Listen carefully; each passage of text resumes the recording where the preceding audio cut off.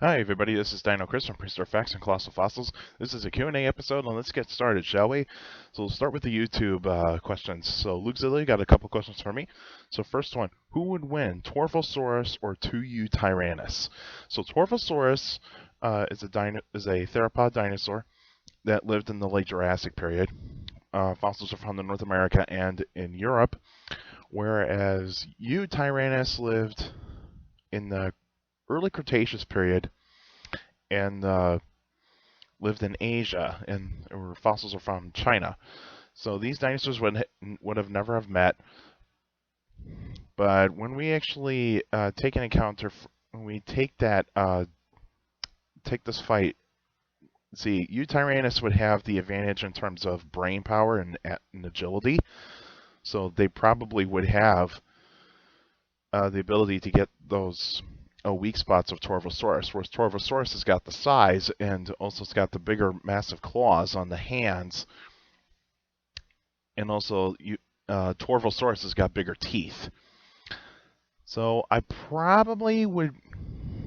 I mean, that one could be a toss-up, but even though I think probably Torvosaurus would probably kill one of the Eutyrannus, but even though two of those Eutyrannus or both the Eutyrannuses would be able to get some pretty nasty injuries on Torvosaurus, and Torvosaurus would kill one of them with its claws or the teeth, and then probably the last Torvosaurus would probably have a couple more bites in areas where the Torvosaurus would probably go down a bit more due to blood loss, but I mean, that could go either way. I probably would guess it could go to Torvosaurus, but also it could go to the two Eutyrannus. But yeah, I'd say that one's going to be a toss-up on that one. And then your second one, who would win, cave bear or polar bear? Well, cave bear, it's one of the largest bears to ever live. Most of the fossils are found in Europe for cave bears. And polar bear, they're living today, so we know what they are. Would these animals have met each other? That's a possibility. That's a possibility that they probably have met each other. But the thing is that their diets are different. Polar bears are mostly carnivorous, whereas cave bears are a bit more herbivorous. So I would probably give it to not the polar bear. I would give it to the cave bear because it's a larger animal, and it would put some nasty injuries on the polar bear, and that polar bear would not have a really good shot at defeating a cave bear. There's just no way that it would happen. And so we move on to the Facebook questions. And so, first one from Brendan. So, how many large theropods like Tyrannosaurs, Carcharodontosaurs, Allosaurs living in groups? What are your thoughts about papers dromaeosaurs are not pack hunters? So to your first question, what do I think of large theropods living in groups? I think it's still a possibility for that, because you see, if those large theropod dinosaurs were going after animals that lived in herds, they do need a little bit more cooperation, but they were living more in a family group, not really different types of animals cooperating with each other to take down a large herbivore or a herd of dinosaurs. But I would say is that the Tyrannosaurs are a little bit more likely, Allosaurs are a bit more likely, and even Carcharodontosaurs. I mean, all those large theropod dinosaurs that you mentioned there, they probably did live in groups from time to time, mainly in family groups. And as for my thoughts on dromaeosaur, on the papers, dromaeosaurs were not pack hunters. I mean, that's still a debatable topic, even though that there is some fossil evidence to suggest that they probably did cooperate from time to time, but I would say that the evidence right now is still up for debate. I'd still say that the papers do have some valid points about whether dromaeosaurs did live in groups or not.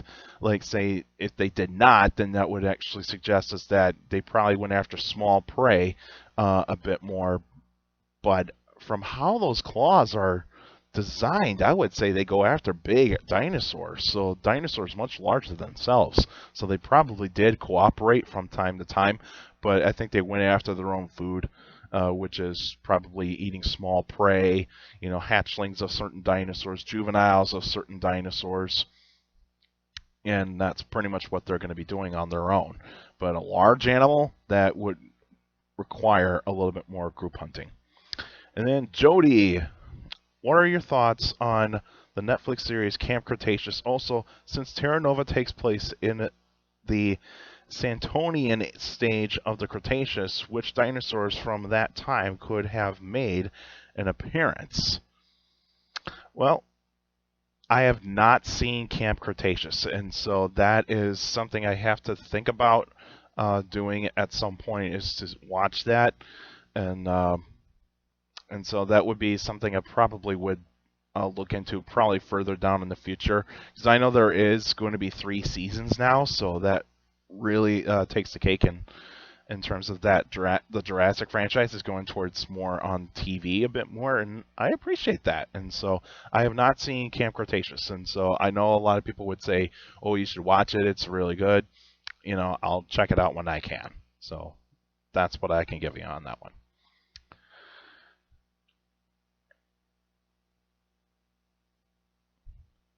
And another question from my Facebook page for the channel. Benjamin. He's goes. So here's some of his questions. Does Bistahieversor have binocular vision? Yes, it is a tyrannosaur that would definitely have binocular vision. So forward-facing vision, 3-dimensional vision. That's what a tyrannosaur is going to have, especially a large, medium to large tyrannosaur, but mostly a large tyrannosaur. But yeah, it would have binocular vision. Is Sivatherium a prehistoric giraffe? I don't know I don't know that much about this prehistoric animal.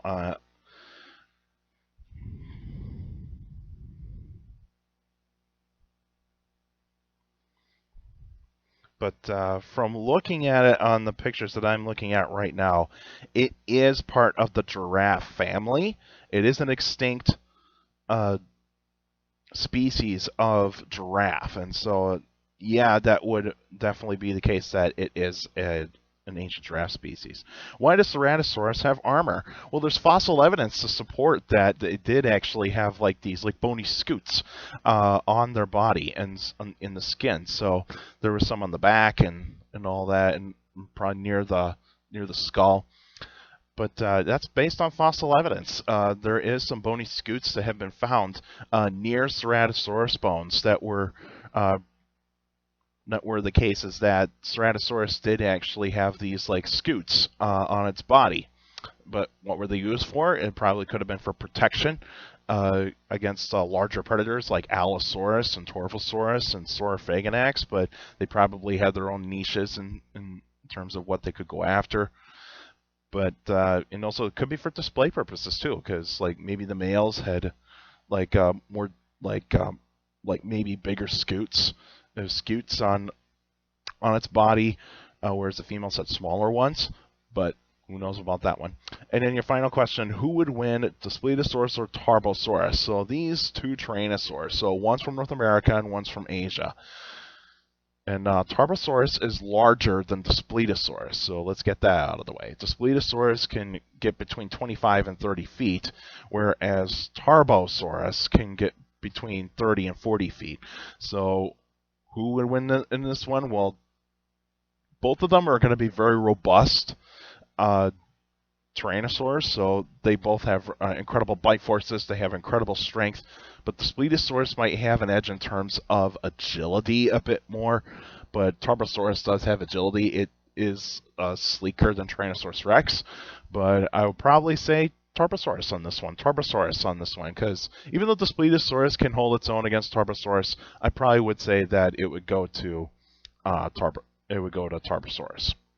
All right, that's it for now. And next week will be a special episode, so stay tuned. I'll be talking about a prehistoric animal. I might do a prehistoric mammal this time. I've been getting into the dinosaurs a lot. Let's actually get into some prehistoric mammals. I haven't done one, I did one a while ago, but Let's go with a land mammal this time. So I'll let you guys know which one I'm going to be talking about.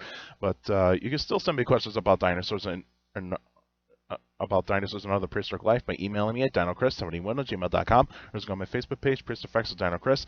Like the page, you actually post your questions in the comments section. Please don't put them on Messenger. That's for private conversations. Just put them in the comments section. And for you YouTubers out there, feel free to like the video, subscribe to the channel, stomp on that notification bell, and even put your questions in the comments section, because I do read them all, and then you can get a shout out in the Q&A episode. And I know you guys do like that.